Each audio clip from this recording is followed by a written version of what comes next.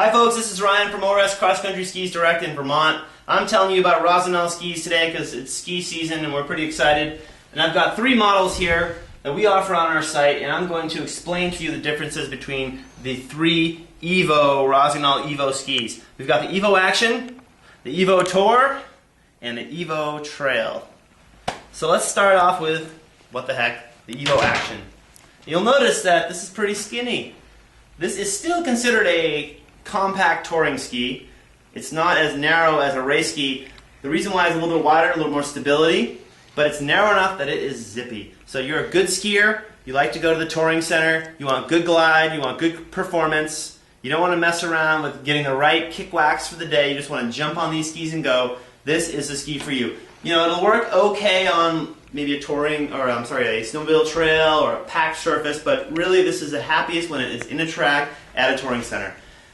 You'll notice, as all the Evo skis have a very, very generous kick pattern, and it's a positive waxless kick pattern. These scales kind of stick up just a little bit above the running surface of the ski, so you get really, really good kick on hills and on flats, but yet you should still put a glide wax on. It's a waxless ski, meaning you don't need to put kick wax on, but you should still apply a glide wax. And there's nothing better than Swick's Easy Glide. It's just a liquid wax. Think of it as like shoe polish. You just rub it on the ski, over the glide zone, right over the scales, all the way down to the bottom, and that will prevent snow from sticking and give you better glide.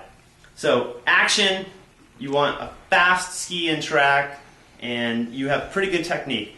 You'll notice also this little plate, that's the NIS plate. The binding can click right on there, but let's not get into that. That's another day.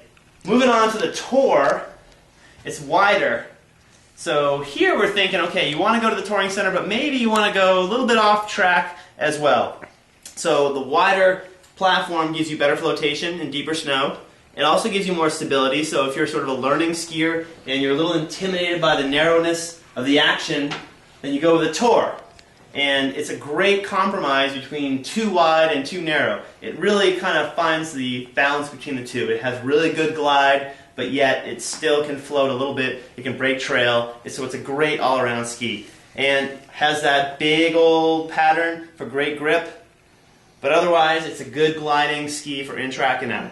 And that is the Evo Tour. And then we've got the Evo Trail, big old wide ski. As we're moving along, you might lose the sense of how the widths change, but if you compare the Action to the Trail, you really see the difference. And that's all about, this will glide a lot better, not as stable, won't float as well. This guy, however, will float really well in deep snow. It's nice and soft, and it's super stable. And once again, tons and tons of waxless pattern there for great grip. So this is kind of the bushwhacker.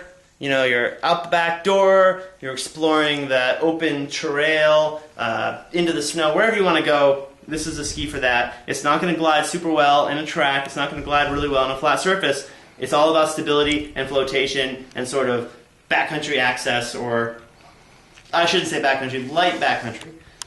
The other thing I should point out, about all these skis, they all have this kind of little protruding edge. You can't really see it, but it's there. The edge kind of sticks out a little bit. So it's not a metal edge, but yet it gives you a little extra bite for turning in softer snow.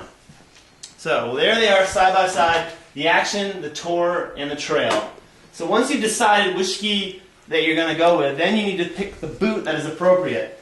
So really quickly, if you're looking at the Action, you want a touring boot. Right here we got the Alpina ST10, which is just a nice lightweight touring boot. It's perfect for that ski. The X2 by Rossignol, another great choice. This has a little cuff that kind of rises above your ankle, so it'll work great on the Action, and it will certainly work good on the Tour. And if glide and kick and glide is your optimum, you could also work well on the Trail. Then we get into the Alpina Evo 30 or ST30 for men, and then the Rossignol X5. And here you've got a pretty serious plastic cuff that rises above the ankle, and that is designed to give you more lateral stiffness to turn a wider ski for more downhill control. So these boots will work really, really well on the trail, but there's no harm in more control and more support. So don't be afraid to stick this boot on any of these skis.